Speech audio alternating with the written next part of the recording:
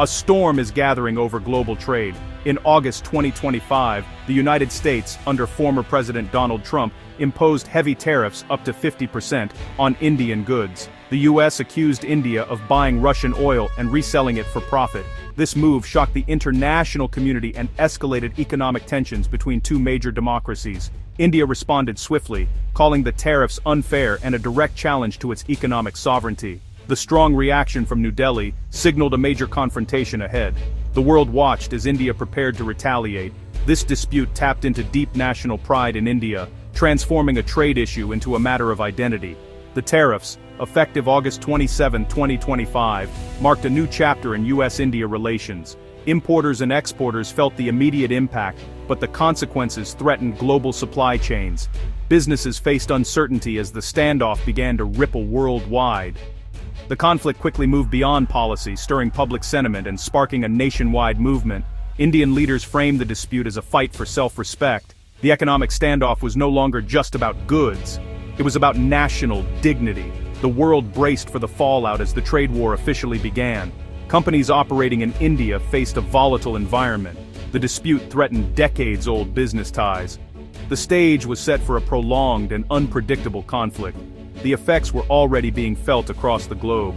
In response, Prime Minister Narendra Modi revived the Swadeshi movement, urging Indians to buy local and boycott foreign brands. This idea, rooted in India's independence struggle, now became a rallying cry against US tariffs. The message was clear: support Indian businesses, reject American products.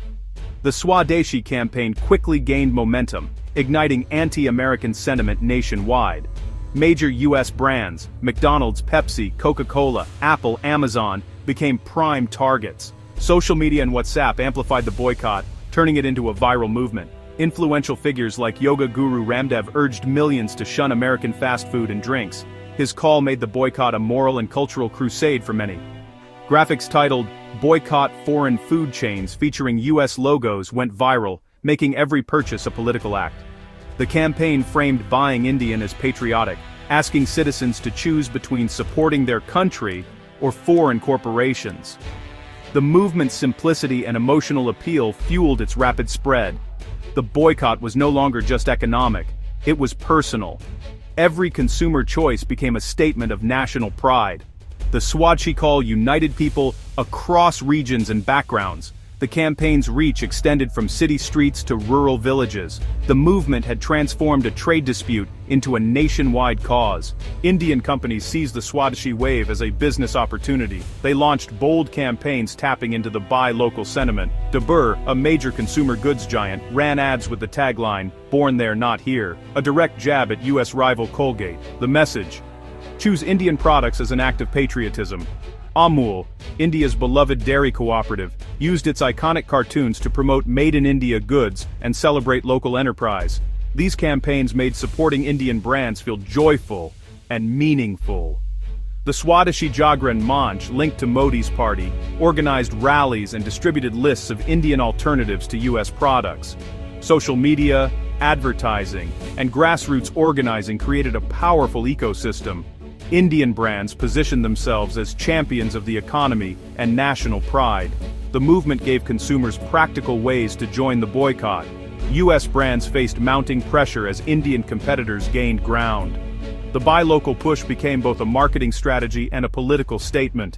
The Swadeshi movement blurred the line between commerce and patriotism. Indian companies capitalized on the moment, boosting their market share.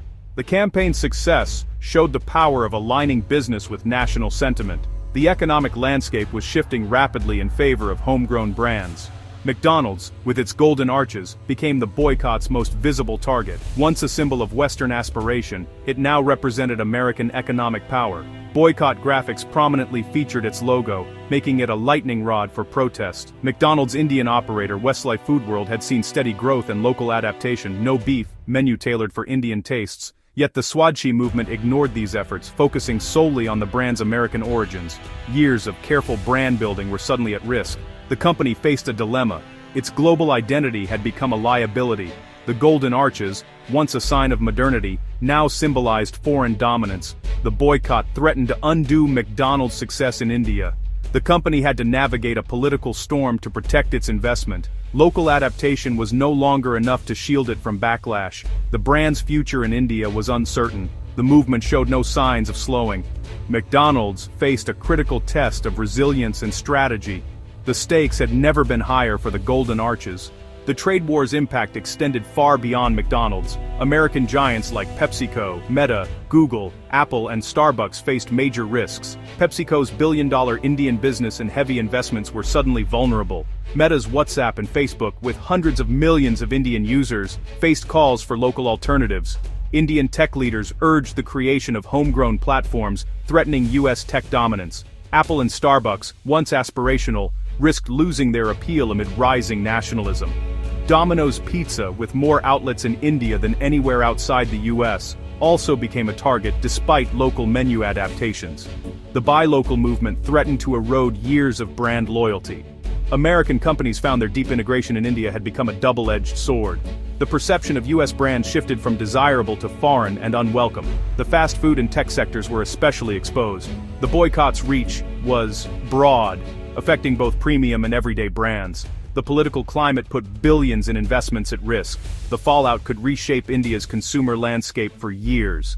Global giants faced an unprecedented challenge to their place in India. Not all Indian consumers embraced the boycott. The population is vast and divided. Some saw buying local as patriotic, others remained loyal to global brands. Swadeshi supporters changed their habits, sharing boycott messages and switching to Indian alternatives. For them, the inconvenience was worth the sense of national pride. But many consumers were skeptical, viewing the boycott as political theater. They valued quality, consistency, and the aspirational status of global brands. For these Indians, a brand's origin mattered less than its product. They continued to frequent American outlets, undeterred by the movement. Some argued that boycotts hurt Indian employees of foreign companies. Brand loyalty, built over years, proved hard to break. The immediate impact on sales was unclear, as consumer behavior split along political and personal lines. The battle for the Indian wallet became a battle for hearts and minds. The outcome would shape the future of both Indian and foreign brands. The consumer's choice was now a statement of identity. Despite the uproar, business ties weren't completely severed. In August 2025, Tesla opened a new showroom in New Delhi, just as the trade war erupted. The event drew officials from both India and the US, signaling ongoing cooperation. Strategic investments like Tesla's were treated differently from consumer brands. India still sought high-tech manufacturing and foreign capital. The government balanced public campaigns with economic pragmatism. This dual reality meant boycotts targeted consumer goods, while strategic partnerships quietly continued. For US companies, this offered hope that not all doors were closed. The underlying logic for cooperation remained strong. India needed US technology and investment for its growth. The situation was complex. Public hostility coexisted with private engagement. The future depended on careful diplomacy and adaptability. The business landscape was turbulent, but not entirely closed. What lies ahead for McDonald's and other US brands in India? One scenario: a prolonged slump, with sales dropping and the brand losing its cool factor. McDonald's might need to double down on local credentials and invest in PR. Another possibility: the nationalist fervor fades, and consumers return to global brands. Indian shoppers have a history of embracing international products. The crisis could be a temporary storm, not a permanent shift. A third path: deeper localization, new sub-brands, Indian ownership or visible Indian leadership. The goal would be to make McDonald's feel less foreign, more Indian.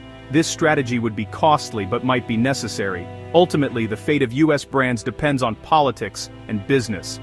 If US-India relations improve, anti-American sentiment may fade. Both countries have much to gain from partnership. McDonald's has weathered storms before. Its adaptability will be tested. For now, the Golden Arches face their toughest challenge yet in India.